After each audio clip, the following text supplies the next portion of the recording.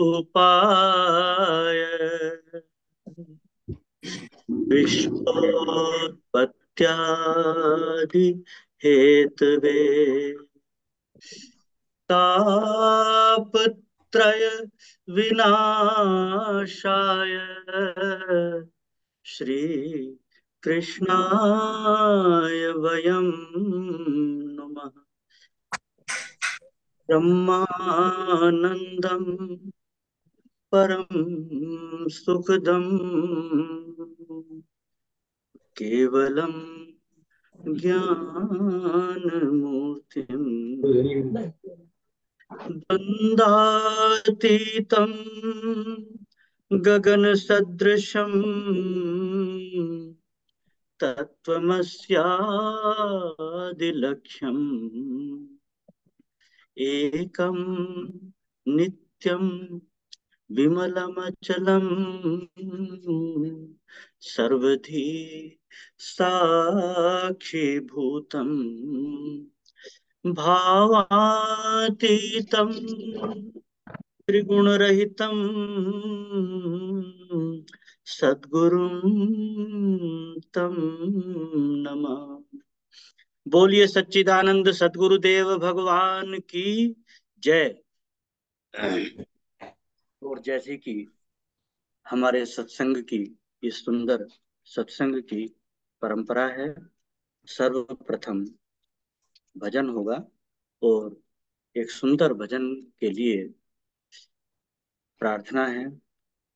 आमंत्रित हैं आदरणीय गुरु बहन श्रीमती कमल शर्मा जी। जय गुरुदेव। जय गुरुदेव जी, जय गुरुदेव।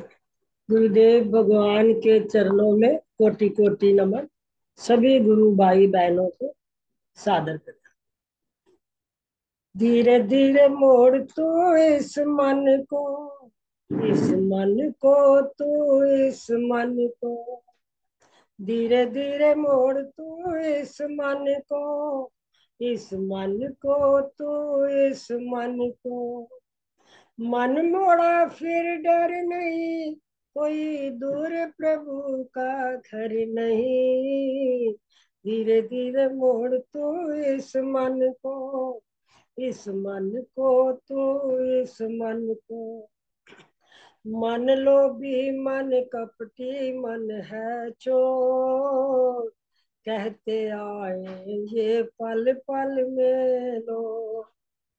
मन लोभी मन कपटी मन है चोर, कहते आए ये पल पल में लो। ओ बेईमान क्यों, नादान क्यों, ओ बेईमान क्यों, नादान क्यों। गफलत ऐसे कर नहीं, कोई दूर प्रभु का घर नहीं। धीरे धीरे मोड़ तू इस मन को, इस मन को तू इस मन को। धीरे धीरे मोड़ तू इस मन को, इस मन को तू इस मन को। जप तप तीरथ सब होते बेकार, जब तक मन में रहते बड़े विकार।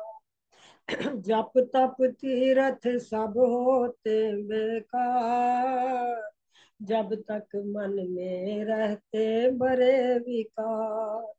कुछ जान ले पहचान ले, कुछ जान ले पहचान ले।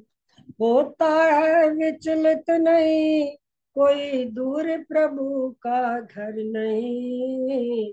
धीरे धीरे मोड़ तू इस मन को, इस मन को तू इस मन को। धीरे धीरे मोड़ तू इस मन को, इस मन को तू इस मन को। जीत लिया मन फिर ईश्वर नहीं दूर, जान बूझ कर इंसान क्यों मजबूर। जीत लिया मन फिर ईश्वर नहीं दूर, जान बूझ कर इंसान क्यों मजबूर। अभ्यास से वैराग्य से, अभ्यास से वैराग्य से कुछ भी है दुष्कर नहीं, है दूर प्रभु का घर नहीं।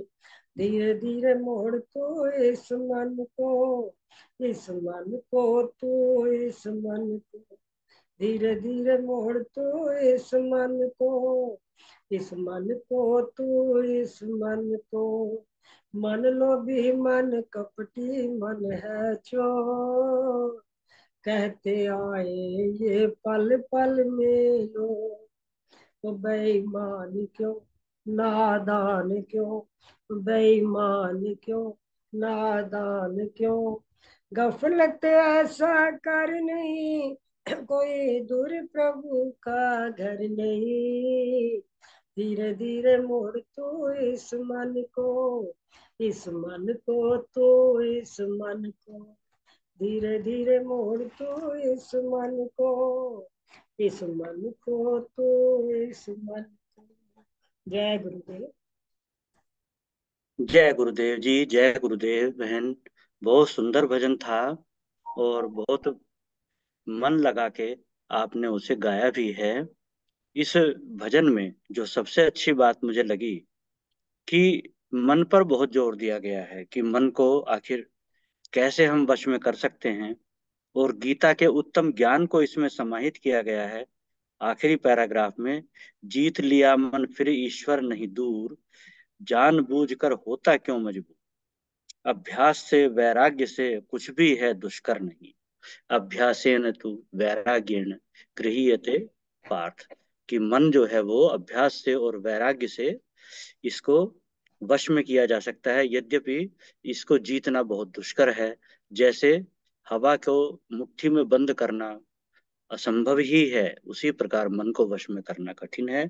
भगवान कृष्ण ने जो गीता में अर्जुन को ज्ञान दिया मन को वश में करने के बारे में, वही आपने इस भजन के माध्यम से हम सब लोगों को आज उपलब्ध कराया है। आपका बहुत बहुत धन्यवाद, बहुत बहुत आभार है। और अब आज के प्रवचन को सुनने के लिए सभी सत्संग से जुड़े भाई बहन आतुर हैं। तो आदरणीय श्री कुलदीप राय शर्मा जी से करबद्ध निवेदन है कि आज का गुरुदेव का प्रवचन जो निर्धारित है सुनवाने की कृपा करेंगे। हाँ जी। आज हम सदगुरु भगवान की अमृत वाणी में श्रवण करने जा रहे हैं केनो उपनिषद प्रवचन 14 भाग 1।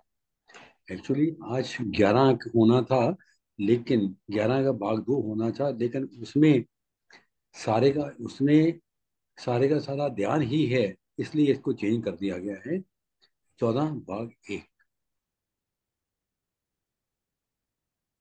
जय जय राम।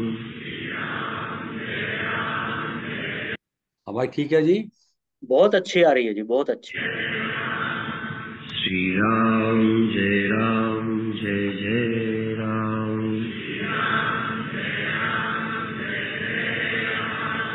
श्री राम जय राम, जय जय राम।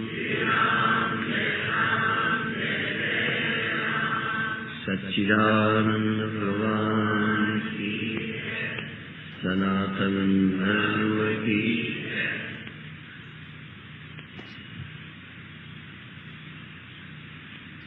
जब हम गुरुदेव की शरण में आए बच्चे थे तो लगता था कि ब्रह्म ज्ञान बहुत सरल है, उनसे सुना और हम ब्रह्म।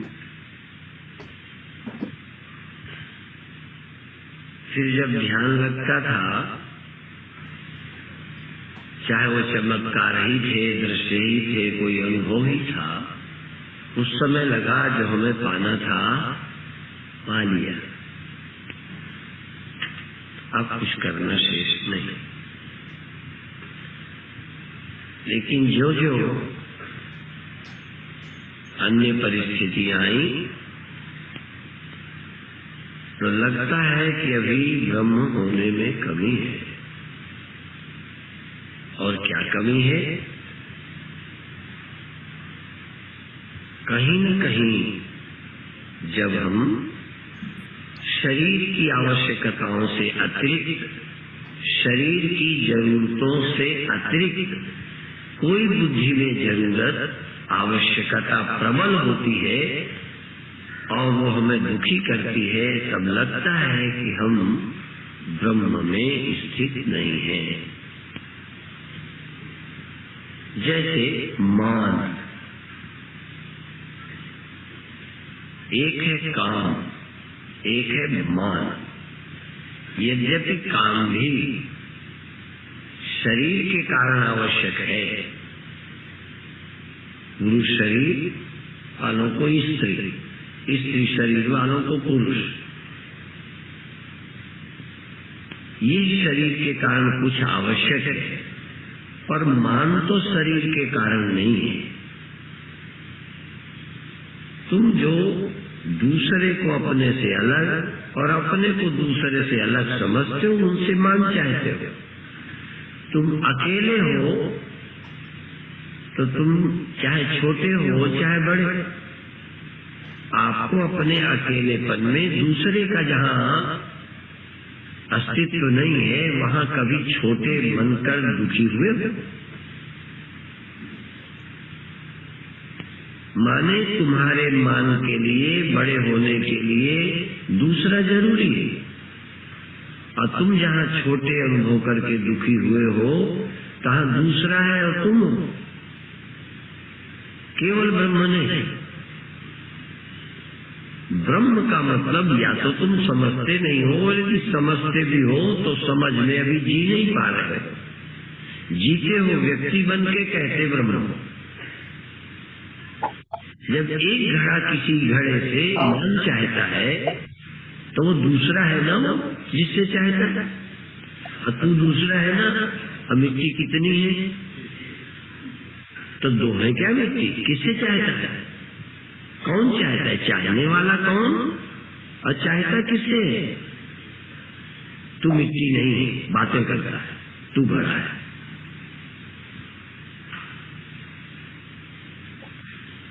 कोई तोड़ने आ जाए तो थोड़ा बहुत कंपन होता, तो लगता भी घड़े का थोड़ा अस्तित्व तो है ही, पर ये जो ख्यालों का है, ख्यालों में तू अलग बना बैठा है। ये कोई मान ऐसी चीज तो है नहीं। रोटी की तुझे जरूरत पड़ जाती, उस समय तू देह होता, कोई बात नहीं, भूख लगी देह होना पड़ेगा। तू ब्रह्म भी हो, तू ब्रह्म में लीन भी हो, भूख तुझे ले आएगी देह के साथ और खाना पड़ेगा। हो सकता है कभी काम तेरी जवानी, तेरी नींद तोड़ दे, सपने खड़े कर, तेरी नींद तोड़ दे, तेरे ब्रह्म भाव तोड़ दे, देह में ले आए और एक आवश्यकता की पूर्ति की इच्छा हो जाए। परंतु उस समय तुम ब्रह्म न रहे, स्त्री हो गए, पुरुष हो गए, जवान हो गए। उस समय तुम ब्रह्म न रहे, साधु बन गए, पूज्य बन गए, सास बन गए, पिता बन गए। तुमने चाहा और व्यक्ति हुए। चाह ही तुमको अलग कर देती है, दूसरा कर देती है, और अचाह तुम ब्रह्म होते। तू तो पूर्ण ब्रह्म है, चाह न होती बीज। जब हम दूसरे से मान चाहते हैं तो आप उस समय ईमानदारी से ब्रह्म है। तू मिट्टी है, और मिट्टी क्या है जिससे तू मान चाहती? दो है क्या? तू घड़ा है, इसलिए दूसरे घड़े से कुछ आशा करता है।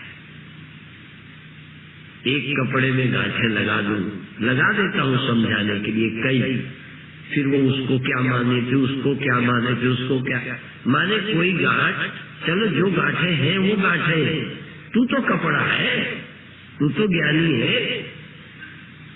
वो तो तुझको पिता मान के सम्मान करे, वो तुम्हें गुरु मानकर सम्मान करे, वो तुम्हें पति मानकर आशा करे। हो सकता है तुझे उसकी आशा पूरी करनी पड़े, पर तू तो ब्रह्म है। जब तू अपनी इच्छा पूरी करता है, जब तू गांठ बनकर तू किसी से अपनी इच्छा पूरी कराता है, तो तू कपड़ा कम गांठ ज्यादा। और जब तेरी कोई इच्छा ही नहीं, उसने बहुत प्रेरित किया तो तू गांठ हो गई, खड़ी हो गई, उसके कारण तेरे अंदर कुछ नहीं। और ज्यादा पूर्णता तब थी कि वो कुछ भी करे, वो अपमानित करता, तू अपमानित न होता, क्योंकि तू वो तू ही है। अपने से कभी हमने अपना आप अपमानित नहीं माना। अपने दांत से अपनी जीभ कट जाती है, दर्द होता है, कई बार गुस्सा भी आ जाता है, पर फिर क्या दांत तोड़ते थे? अपने पैर से चलते समय अपनी ही गलती से पैर को चोट लगती है तो पैर काट कर फेंकते। और तो थोड़ा और दूरी की बात करो, आपका बच्चा जब गलती करता है तो गलती कम लगती है। आप ब्रह्म हो ना, आप ब्रह्म की बातें करते हो, और ये बातें उपनिषद में आई, ग्रंथों ने कही कि कई लोग ब्रह्म की बातों में बड़े निपुण होते हैं। कुशला ब्रह्म वार्ता है, ब्रह्म की बात में बड़े निपुण है। सामने वाले को बात न करने दे, टिकने न दे, वकील के बाप, पर जीवन वही का वही। इसलिए गीता कहती है निर्माण मोहा जित संग दोषा अध्यात्म नित्या विनिवृत्त कामा द्वंद्वे विमुक्ता सुख दुख संगे गच्छन्त्यमूढ़ा परम अव्यक्त। पहले तो यदि तुम अपने इन विकारों को मान अपमान से ऊपर नहीं उठना चाहते, इसी को पाने में लगे, तो क्यों ब्रह्म की बात करते हो? ब्रह्म ज्ञान तो इनसे ऊपर उठने की दवा है, इस रोग की दवा है ब्रह्म ज्ञान, और तुम सारा ब्रह्म ज्ञान खा गए और रोगी बने रहे। मान अपमान हानि लाभ मरण मृत्यु जन्म, दूसरापन खत्म करने कोई और है, इस सारी सच्चाई को खा जाने वाली है ब्रह्म विद्या। इस सत बुद्धि को खत्म करती है और ब्रह्म कर देती है। इस आदमी को, इस व्यक्ति को ब्रह्म कर देती है, और ब्रह्म करने का मतलब फिर उससे अलग कोई नहीं रह जाता, उसको कुछ होना बाकी नहीं रह जाता, वो तो है ही सब कुछ।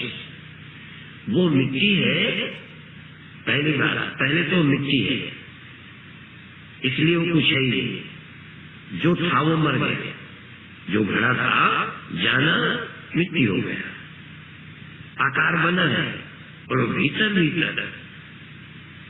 चोरी दिखाई वैसे ही दे रहा है, लेकिन वो हो गया है मिट्टी।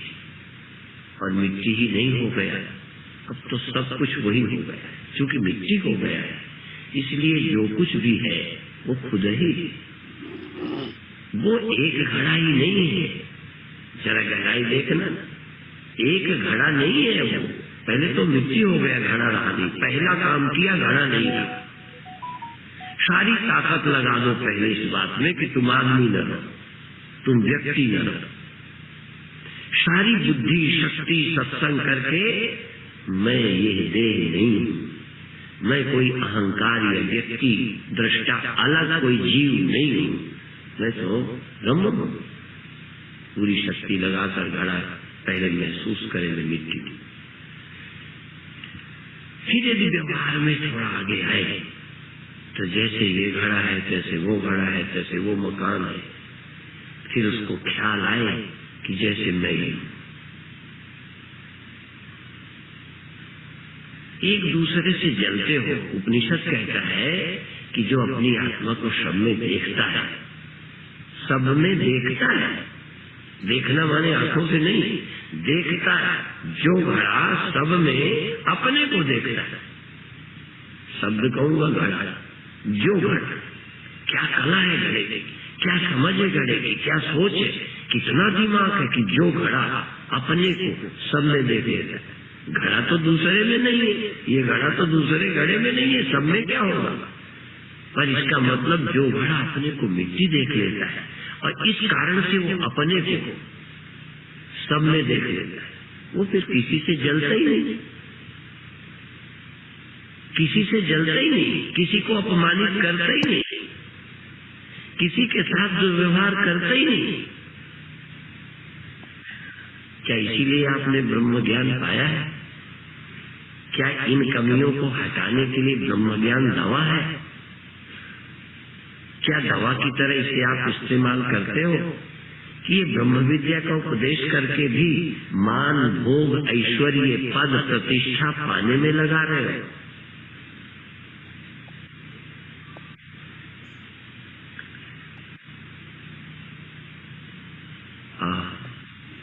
ब्रह्म ज्ञान सब दुखों से मुक्त कर देता है, मरने से, ईर्ष्या से, क्रोध से, काम से, लोभ से। और यदि अभी मुक्त होना नहीं है सब चीजों से, तो उसी मिट्टी को, घड़े को कहो तू घड़ी देख, तू घड़े को दूसरे घड़े को भाई दे, तो दूसरे घड़े को जो तेरे से लड़ता है शत्रु दे। अभी तुझे देखना पड़ेगा, तू देख, तू एक चेतन ब्रह्म, फिर भी तू तेरा ब्रह्म, तेरा स्व, ये ब्रह्म तेरे ही लिए सब बना है, तेरे भोग के लिए बना है। तूने पाप किया है, इस पाप के फल भोगने के लिए वह दुश्मन बना है, वो सांप बना है, वही तेरे काम के लिए ही वो स्त्री और पुरुष बना है, तेरे खाने के लिए वो अन्न बना है। और जब तक शरीर है, भूख है, तब तक वो अन्न बना है। जिस समय तुझे भूख नहीं है, उस समय वो अन्न नहीं है, केवल ब्रह्म है। वो स्त्री बना है, पत्नी बना है, कब तक? जब तक गांधी को जरूरत रही। जब उसे जरूरत न रही, वो पत्नी न रही, शरीर रहा, पत्नी न रही। पत्नी चाहिए था भोग के लिए, अब किस बात की पत्नी? जो जरूरत नहीं वो रिश्ता नहीं। व्यक्ति बने रहे, आकार बने रहे, पर जो जरूरत नहीं रही उस तरह का भाव नहीं रहा, उस तरह का संबंध नहीं रहा। आपको गुरु की जरूरत है। सचमुच ज्ञान हो गया तो गुरु की जरूरत नहीं है। तब गुरु और शिष्य का एक अर्थ में रिश्ता भी नहीं रहा। गुरु नहीं वो शिष्य, चिदानंद रूप शिवोहम शिव। तब गुरु नहीं रहा, शिष्य नहीं रहा। क्यों नहीं रहा? चेला भी नहीं रहा, गुरु भी नहीं रहा, ये दोनों ख्याल थे। रह गया ब्रह्म, केवल ब्रह्म रह गया। फिर भी पहले का संस्कार कभी कभी दिखेगा गुरु। ऐसे पहले की आदत थी, दिखेगी पत्नी, दिखेगा पति।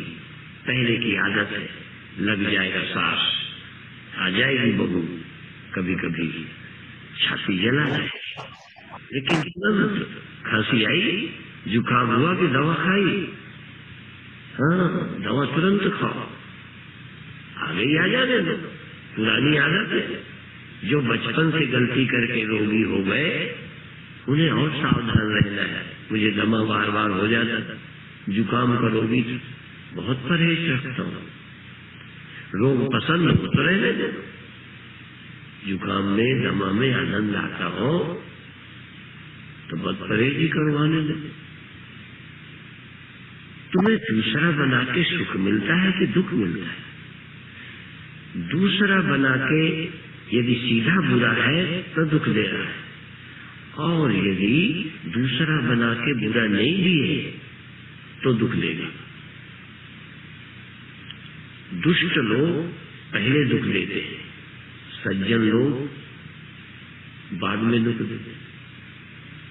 एक मिनट दारुण दुख दे, बिछुरत एक। लड़का नहीं रहा रो, पत्नी नहीं रहे रो, पति नहीं रहा रो, गुरु नहीं रहा रो। कब तक? जब तक ज्ञान हुआ नहीं, गुरु रहे नहीं। वासना रह गई, पति मर गया। वासना रह गई, आवश्यकता रह गई, धन चला गया। रो, वासना है तो पति का न रहना, मोह है तो बेटे का न रहना दुखदायी।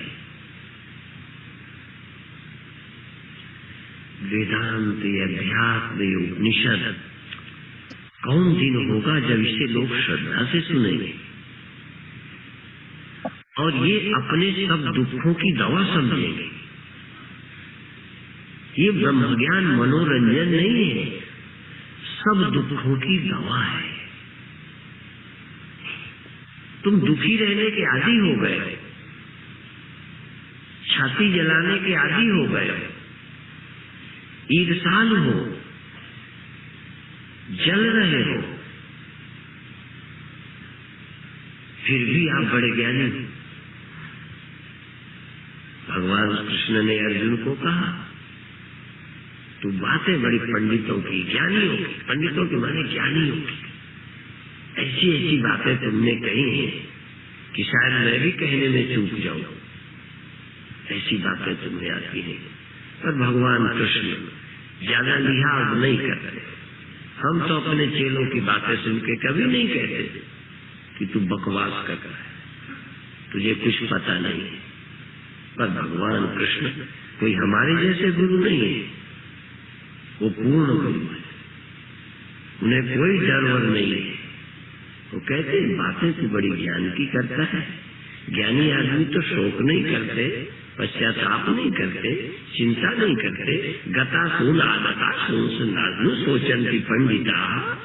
विद्वान लोग तो आगे क्या होना, पीछे क्या होना, वो तो है में जो है, जिसका कोई भविष्य नहीं है, वो सदा ही है। भविष्य तो होता है उत्पन्न हुए लोगों का। घड़े का भविष्य होगा क्या? न होना। घड़े का भूत है जन्मना, बचपना। तुम्हारा भूत है बचपन, मस्त थे। तुम्हारा वर्तमान है जवानी और तुम्हारा भविष्य। घड़े का जन्म भूत, घड़े का होना वर्तमान, घड़े का न रहना भविष्य। और मिट्टी का क्या भूत, क्या वर्तमान, क्या भविष्य? भूतकाल स्वप्न है, भविष्य है अनुमान। अनुमान अब ये होगा, पता नहीं आगे एक्सीडेंट होगा, आगे हम कहाँ मरेंगे, आगे हमारा क्या बनेगा, आगे तक ये हमारा साथ देगा कि नहीं, तलाक तो न हो जाएगा।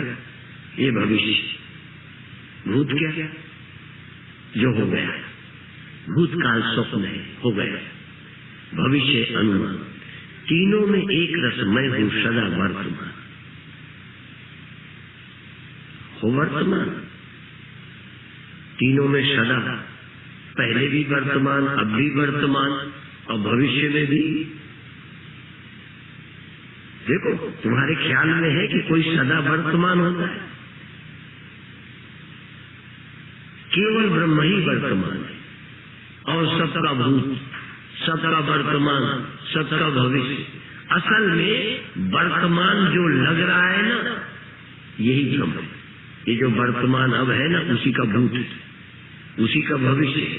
यदि सचमुच वर्तमान है तो उसका न कोई भूत है न भविष्य। वर्तमान का जो भ्रम है, जो वर्तमान में होने का भ्रम है, तुम हो ना, इसलिए तुम्हारा भविष्य कुछ होने वाला है। तुम जो हो, जो अभी समझते हो हूं, ये सोएगा। ये जो अभी हूं, ये अभी सोया था। ये जो हूं, जिसे आप जानते हो, ये जन्मा है। और इसका भविष्य जानते हो क्या है? मरना। तुम जिसको हूं कह रहे हो मैं, इसका जन्म है, इसका वर्तमान, इसका भविष्य। और इसका वर्तमान है कुछ नहीं, वर्तमान लगता है। असल में तो जो वर्तमान है उससे अनभिज्ञ हो। जिससे अनभिज्ञ हो उसका कहीं भूत नहीं, कहीं भविष्य नहीं, वो वर्तमान ही है। वर्तमान ही था और वर्तमान ही, और आगे भी क्या होगा? वर्तमान ही, और रहेगा भी क्यों कहे? वर्तमान ही है, वर्तमान ही है, वर्तमान ही है। वो कब कहेगा मैं था? मिट्टी कब कहेगी मैं थी? हाँ, घड़ा थी, जवान थी, और कहेगी। इसका मतलब अस्तित्व अपने को भूल जाए तो उसका फिर भूत और भविष्य है। यदि आत्मा अपने को न भूले, आत्मा यदि आत्मा है तो उसका भविष्य होंगी भाषा गलत थी, ये भाषा गलत। बचपन था, जवानी है, बुढ़ापा होगा, आएगा। ये आत्मा कब आएगी? ये आत्मा कब जन्मी थी? ये आत्मा क्या है?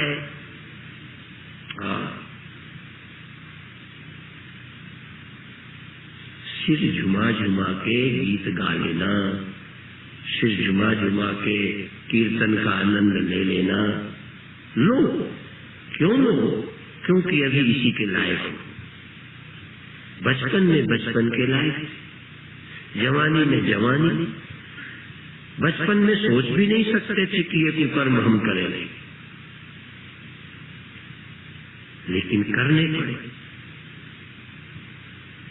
अब ये करते थोड़ी रहोगे। क्यों?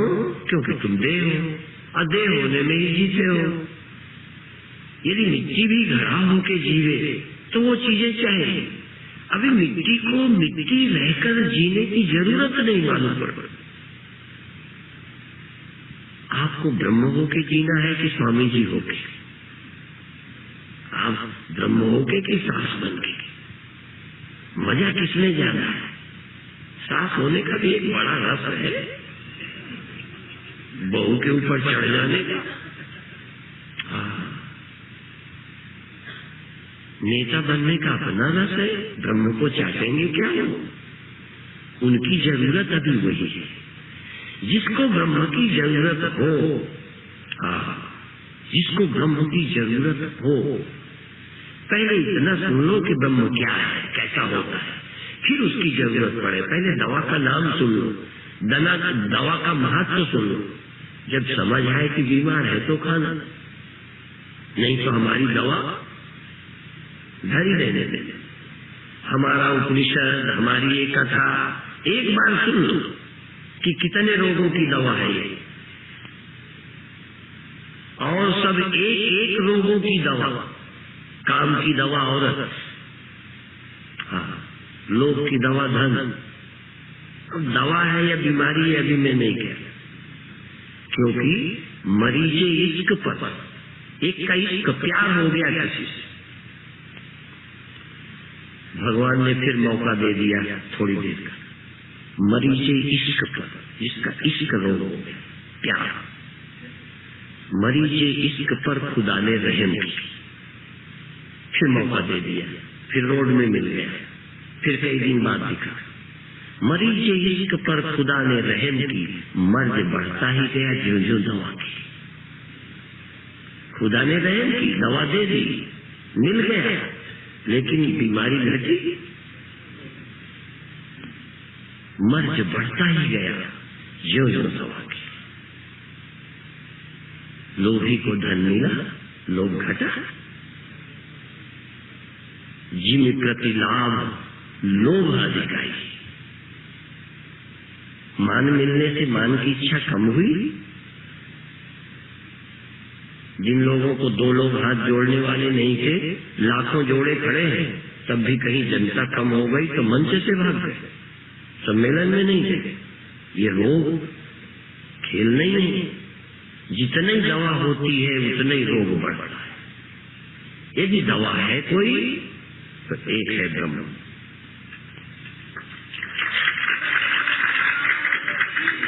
और ये हर रोग की, मानी की दवा ब्रह्म, क्रोधी की दवा ब्रह्म, कामी की दवा ब्रह्म, और मृत्यु से डरने वाले की दवा ब्रह्म। हर रोग की दवा एक। मुझे कुछ थोड़ा स्वास्थ्य में हुआ तो अंग्रेजी वाले डॉक्टर ने दवा दी, थोड़ा लाभ हुआ।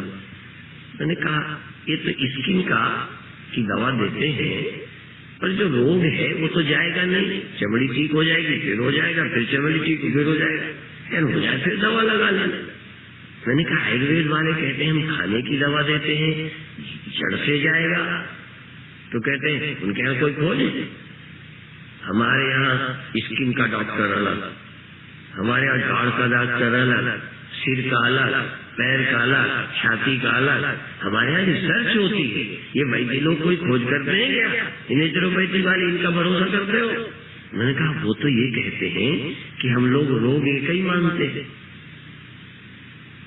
नेचुरोपैथी वाले कहते हैं रोग ही बहुत नहीं, एक ही है, अनेक रूप से प्रकट होता है। सारे रोग पेट से, कुपथ से, हाँ, मिथ्या आहार विहार से होते हैं। वही ठीक कर लो, सब रोग चले जाएंगे। हमारे यहाँ तो बहुत दवाई इसलिए नहीं कि रोग बहुत नहीं। हम तो कहते रोग ही। तो ये वेदांत क्या कहता है, ऋषि क्या कहते हैं? कहते रोग ही कितने, अविद्या, अस्मिता, राग, द्वेष, अभिनिवेश। अज्ञान रोग है, अहंकार रोग है, और ये तादात्म्य ये रोग है। बस यही दुख है और कोई दुख ही नहीं। लोग समझते हैं क्रोध भी दुख है, लोभ भी दुख है, काम भी दुख है, ये भी दुख है, वो भी दुख है, मरना भी दुख है। कहते दुख एक ही है, और चूंकि मूल रूप से एक आत्मा के अज्ञान का ही रोग है। बस आत्मा के अज्ञान से अहंकार, अस्मिता अलग आप हो गए, मिट्टी न होकर आप घड़ा हो गए, बस एक रोग है। मिट्टी बल्कि है ही नहीं, मिट्टी का आता पता नहीं है और घड़ा है। तुम्हें ब्रह्म का पता है ना पता? कहते हमें तो अपना पता है कि हम ऐसे ही घड़ा है, मिट्टी कुछ नहीं, गप। मिट्टी को नहीं जानते, कहते हो तब जाना। वही घड़े को कहो मिट्टी को जानो, वो तुम्हारी आत्मा है, कहने लगे गप है। होए तो हम जाने, किसने देखा है ब्रह्म? तो जब ब्रह्म है ही नहीं तो जानने की जरूरत नहीं, फिर अज्ञानी काहे से? अज्ञानी तो तब होते जब वो होता। इस समय स्वप्न नहीं है, तुम अज्ञानी कहते हो? स्वप्नों के अज्ञानी कहते हो क्या? पर रात को सो गए थे, जगत का अज्ञान था। यहाँ बैठे हो, दिल्ली का पता नहीं वहां क्या हो रहा। जो है उसके अज्ञानी हो सकते हैं। तो ब्रह्म होवे तो हम अज्ञानी होंगे, इसलिए न ब्रह्म है न हम अज्ञानी। ये नहीं कहेंगे हमें पता नहीं है ब्रह्म का, है ही नहीं। यदि होगा तो अज्ञानी कहलाओगे। इसलिए हम ब्रह्म से कोई रिश्ता नहीं जोड़ना चाहते। ब्रह्म को हम स्वीकार नहीं कर रहे। कोई सारे संसार में एक आत्मा है, एक ही आत्मा है सब में। ये लाखों की करोड़ों की खोपड़ी में धंसता ही नहीं। कई संप्रदाय तो कहते हैं आत्मा अनेकों में, चलो है भी मान ले, एक तो हम मान ही नहीं सकते। वो तो कहते हैं बहुतेरों में आत्मा ही नहीं है। जो मानते भी है ना, कई तो कहते हैं आत्मा ही नहीं, पर कई लोग कहते हैं आत्मा तो है, आदमी में है, औरत में नहीं है। आपको आश्चर्य है, आप बिना आत्मा के जिंदा है। और कई लोग, क्योंकि जीने के लिए आत्मा का पता लगाने की जरूरत, हाँ, जैसे घड़े के होने के लिए वो जाने मिट्टी को न जाने वाला है। जरूरी नहीं है कि हम जिंदा हो तो आत्मा हो। तो वो लोग कहते हैं पशुओं को आत्मा नहीं होती। हम समझते हैं जिंदा होना ही आत्मा होना है। हम लोग तो ये कहते हैं मरे होने में भी आत्मा होती है। सबको आत्मा होती है, बिना आत्मा का कोई पदार्थ ही नहीं है। वो आत्मा है पदार्थों की, वो आत्मा है जीवों की, वो आत्मा है हर जीव की, पशु की, मनुष्य की, कीड़े मकोड़ों की और जड़ पदार्थों की, वो सबकी आत्मा है। और आत्मा किसी की नहीं मरती। पर किसी की आत्मा नहीं मरती ये समझ किसी को नहीं, सिर्फ आदमी को आती। ये समझ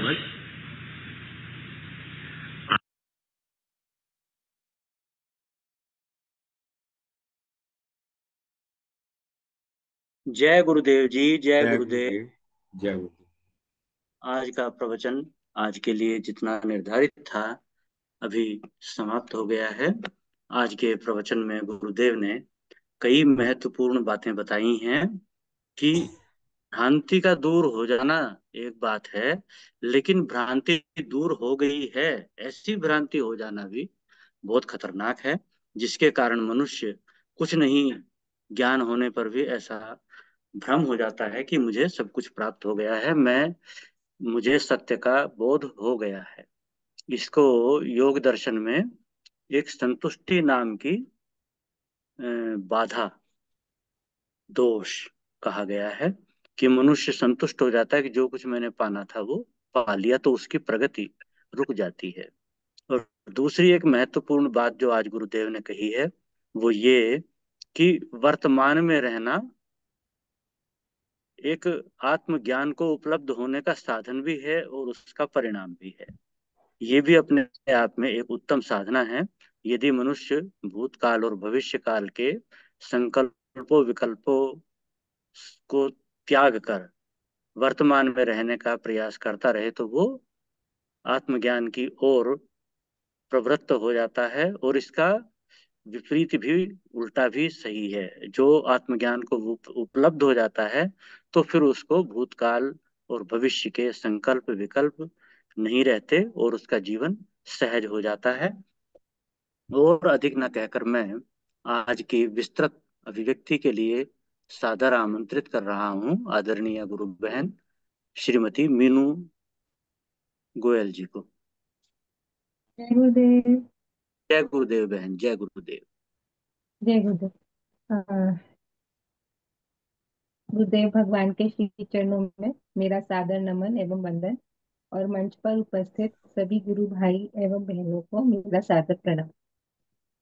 गुरुदेव केनोपनिषद के इस उपाख्यान द्वारा जो हमारी मूल रूप से दुख और क्लेश का कारण है उससे हमें अवगत कराते हैं, और वह एक ही है, आत्मा का अज्ञान।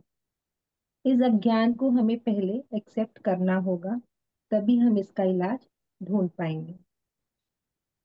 ये उन लोगों के लिए है जिन्हें आत्मा हमसे भिन्न है इस बात का पता नहीं, पर कई ऐसे भी हैं जिन्हें पता है, ज्ञान है, पर वे इस ज्ञान को जीते नहीं हैं। इस बात को समझाने के लिए गुरुदेव स्वयं का ही उदाहरण देते हुए कहते हैं कि जब शुरू में उन्होंने ब्रह्म ज्ञान को सुना था तो उन्हें लगा कि उन्हें सब समझ आ गया, और ध्यान के अनुभवों से लगा कि सब बोध हो गया। जीवन में शरीर की मूलभूत आवश्यकताओं को न मिलने पर कष्ट होते हैं, यह तो ठीक है, पर इनके अलावा जो मन और इंद्रियों को तुष्ट न कर पाने के कारण जो मन को दुख होता है, जैसे कि मान अपमान आदि, तब समझ में आता है कि अभी यह ज्ञान पूरा हमें उतरा नहीं है।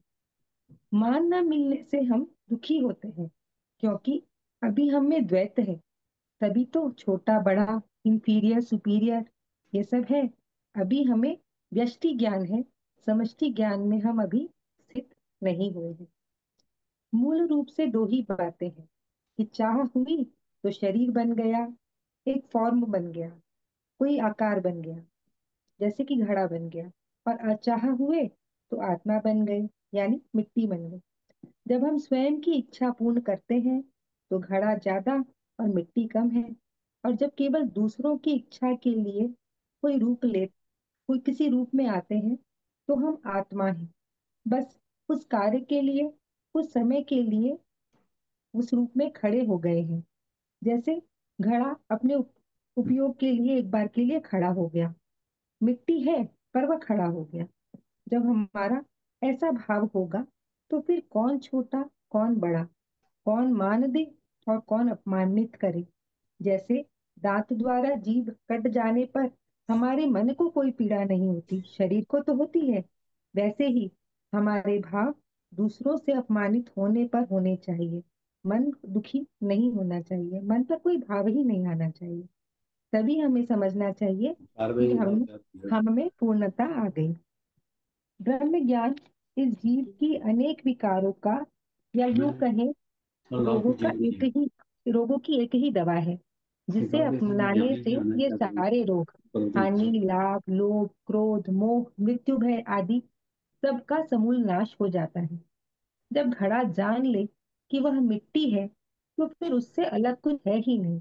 सब कुछ, मकान, सिकोरा, खेत, सब वही है।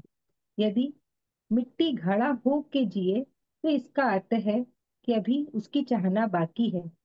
उसे आवश्यकता ही नहीं लग रही कि वह मिट्टी को जाने और मिट्टी बने। इसलिए गुरुदेव कहते हैं कि जो इस जीव में विद्यमान विकारों को अगर हमें मिटाना है, तो इस एक औषधि को अपनाना ही होगा। क्योंकि ये रोग ऐसे हैं कि अगर इनका सांसारिक दवाइयों से उपचार किया गया, तो वे जितनी दवाई हम लेंगे, रोग उतना ही बढ़ेगा।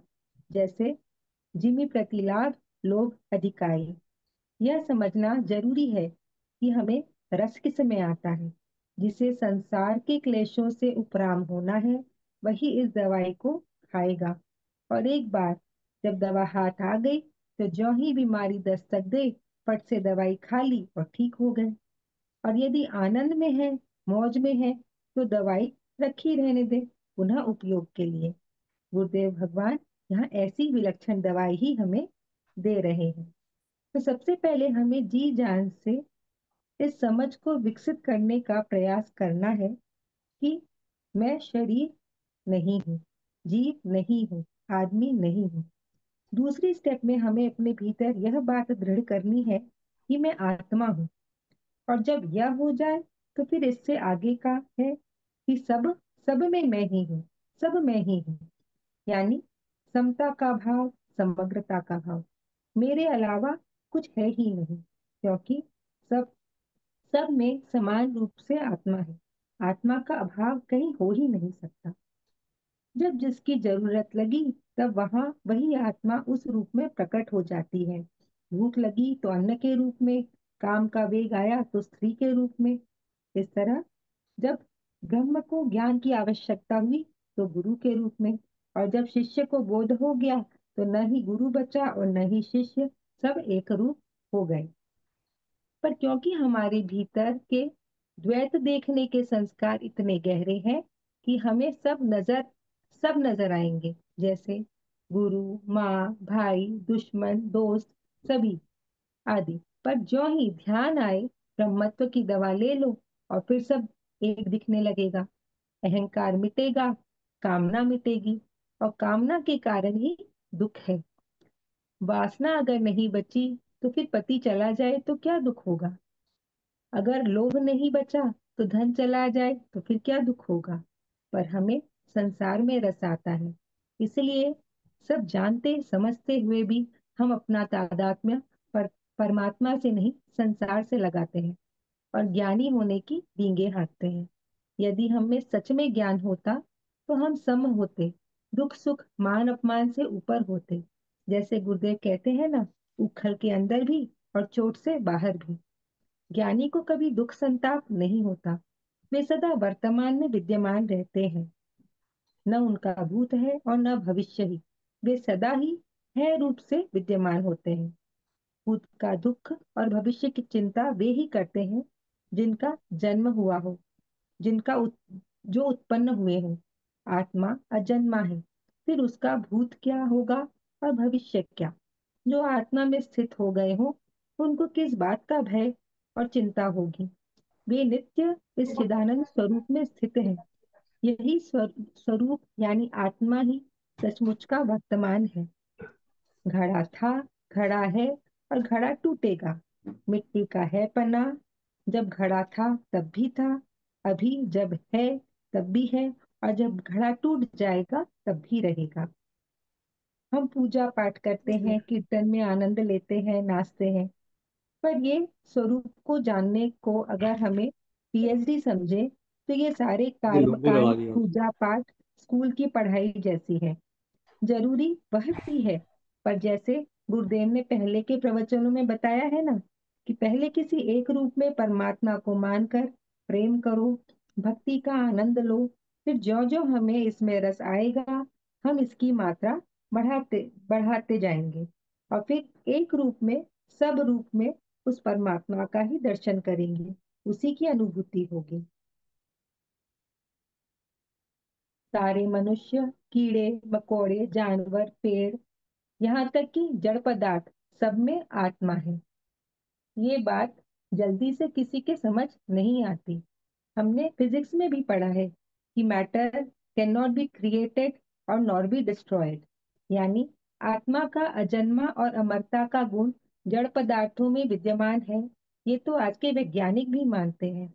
सभी जड़ और चेतन वस्तुओं में अस्थि, भांति और प्रियता के गुण होते हैं, बस केवल नाम और रूप से वे अलग हैं। सब में आत्मा है, यही ज्ञान है। और आत्मा या ब्रह्म के अलावा कुछ नहीं, कुछ है ही नहीं, यह विज्ञान है। और यह विज्ञान मनुष्य मात्र को ही समझ में आ सकता है, क्योंकि भगवान ने उसे विवेक से नवाजा है। और यही विज्ञान जो वेदों में, उपनिषदों में ऋषियों ने समझाया है, गुरुदेव हमें सरल भाषा में समझाने का भागीरथी प्रयास सदैव ही करते रहते हैं। उनकी इस गुरु कृपा के लिए हम उनके सदा ही ऋणी रहेंगे। सच में ऐसे गुरु हमें मिले हैं, इसे हमें परमात्मा की अहेतु की कृपा ही माननी चाहिए। जय गुरुदेव। यहीं पे मैं अपनी वाणी को विराम देती हूँ। जय गुरुदेव। जय गुरुदेव बहन।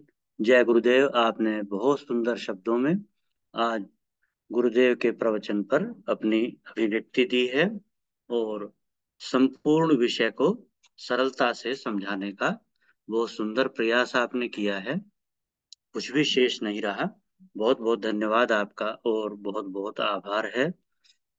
अभी हमारे पास 5 मिनट का समय है, तो उसका लाभ उठाने के लिए मेरे करबद्ध निवेदन है आदरणीय गुरु बहन श्रीमती सुदर्शन मुटरेजा जी से, कि वो आज के प्रवचन पर सूत्र रूप में जो कुछ भी कहना चाहें कहने की कृपा करें, और फिर कार्यक्रम का समापन भी करने की कृपा करेंगी।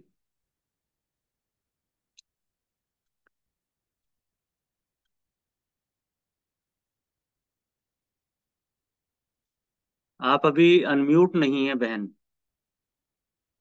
अनम्यूट कर लीजिए, म्यूट हैं आप। क्या? ठीक है। श्री सदगुरुदेवाय नमः। एक्चुअली ऑल म्यूट था, तो इसलिए मैं म्यूट थी। अच्छा अच्छा, कोई बात नहीं, चलिए। श्री सदगुरुदेवाय नमः। मीनू गोयल जी की अभिव्यक्ति बहुत अच्छी होती है, हमेशा बहुत अच्छी तरह हर बिंदु को स्पर्श करती हैं, और बहुत अच्छी तरह करती, कोई बिंदु छोड़ती नहीं है। लेकिन फिर भी जो कि आज्ञा हुई है, तो मैं भी कोशिश करती हूँ कुछ कहने की। गुरुदेव भगवान ने फरमाया कि 4 प्रवचन सुन के ऐसा लगता है कि ब्रह्म ज्ञान हो गया। ऐसा लगता है बहुत सरल है, क्या फर्क पड़ता है, घड़ा कह दिया मैं मिट्टी हूँ, ब्रह्म ज्ञान हो गया। अगर घड़ा एक समझ ले कि मैं मिट्टी हूँ, और घड़े को लगा कि ये तो बहुत आसान है, मैं मिट्टी हूँ, ऐसा लगता है ब्रह्म ज्ञान हो गया। और 2-4 बार ध्यान किया, मतलब और 1-2 प्रकाश दिख गया दुनिया से, तो लगता है कि ये लगता है कि सिद्ध हो गए। तो देव कहते हैं, लेकिन अगर शरीर की जरूरतों से अधिक हमारी चाहना बनी हुई है, और वो चाहना बनी होना गलत नहीं है, लेकिन वो चाह अगर दुखी कर रही है, तो ब्रह्म ज्ञान नहीं है। अपने आप को जज करो। अगर मान की इच्छा बनी हुई है, मान तो दो में ही होगा, द्वैत में ही होगा, तो द्वैत बना हुआ है, ब्रह्म ज्ञान नहीं है।